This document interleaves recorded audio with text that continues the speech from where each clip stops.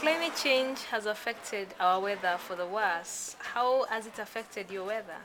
Well, it's affected the weather directly through the plants because the agricultural yields of the country have really gone down.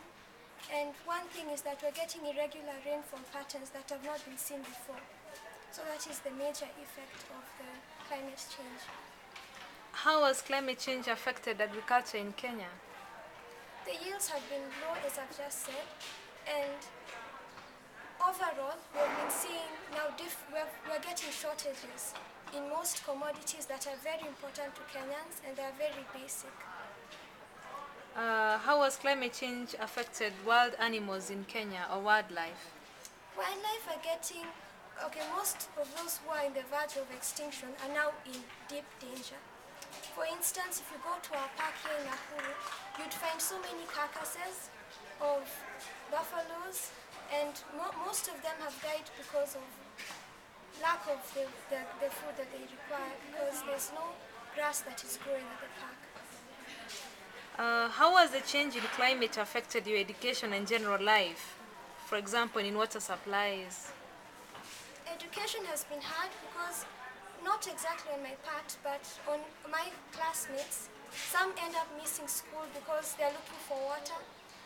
Others are unable to do their homework because we're getting rationing.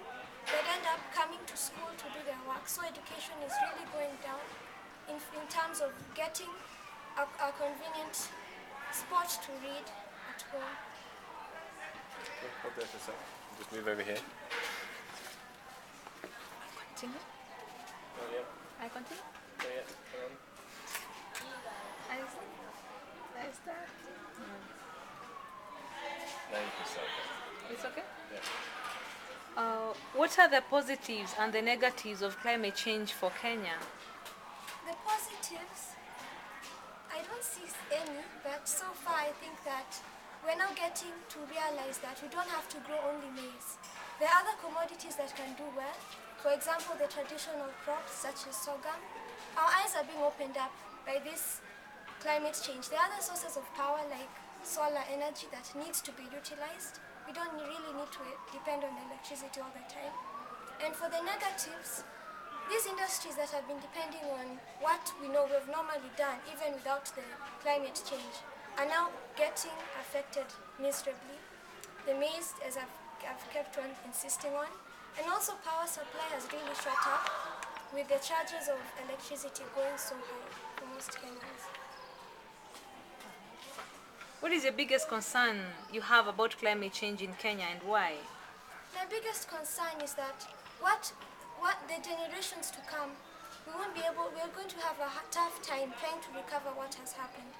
Because if you look at, for instance, the wildlife, what will happen now that tourism, the sector will start going down with the death of animals, and also agriculture-wise, we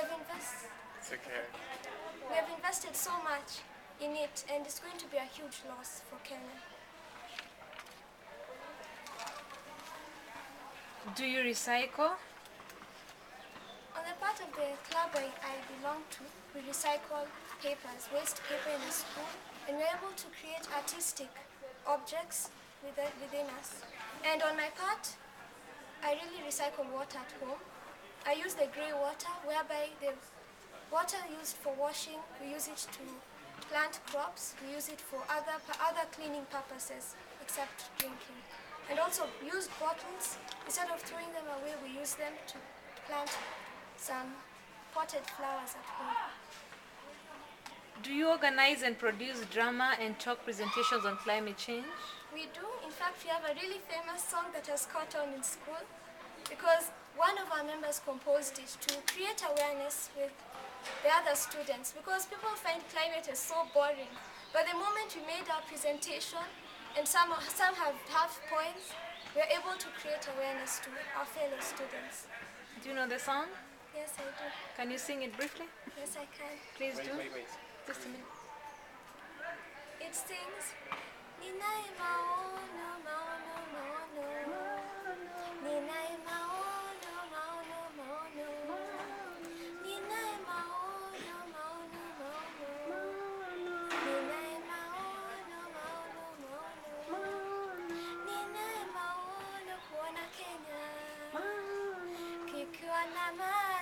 kote kote, misitu pia zitakuwa vyema.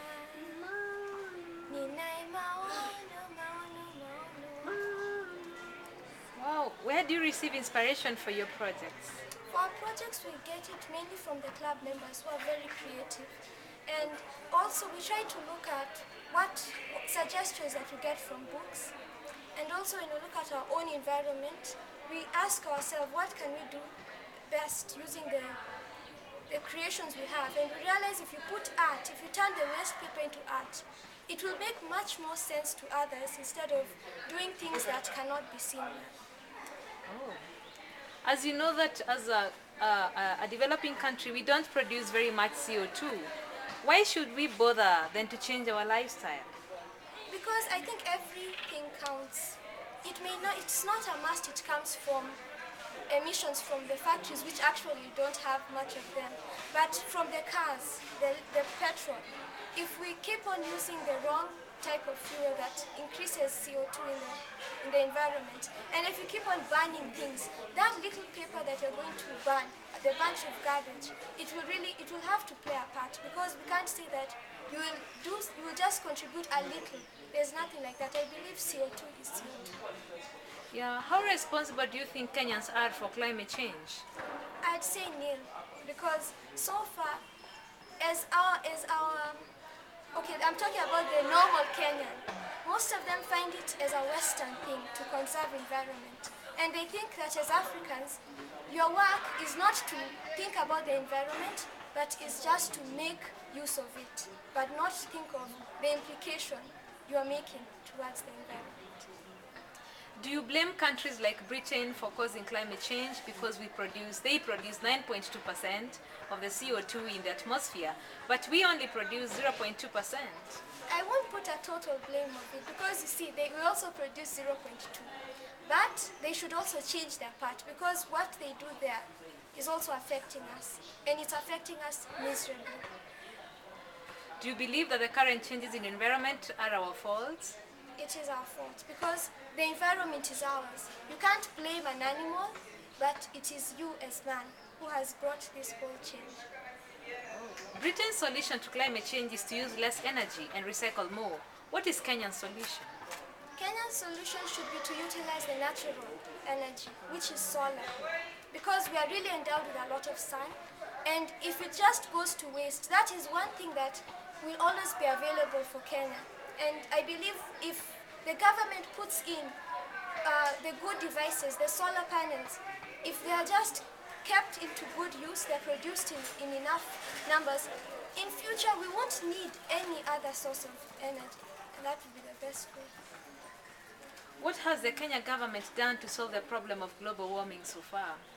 So far, I believe it's with the way that it's also creating awareness with us, the youth, and also with the solving the problems. I have noticed that these days they are more, they're started a bit rationing power so that they conserve it, so that it may be of better use. What do you want more developed countries to do to support your campaigns? Support our campaign is to create the outreach, because I believe not every Kenyan is aware of this.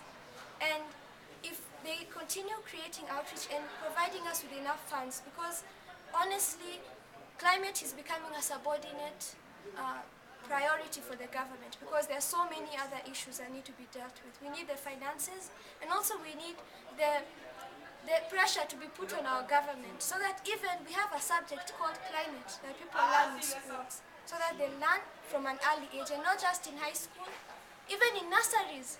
Children can be taught about the implication they have on the climate. How do you see the future? The future, with me in there, I see there'll be no climate change. It will absolutely come to a stop. By the time I'm 50, it will be over. Thank you very much.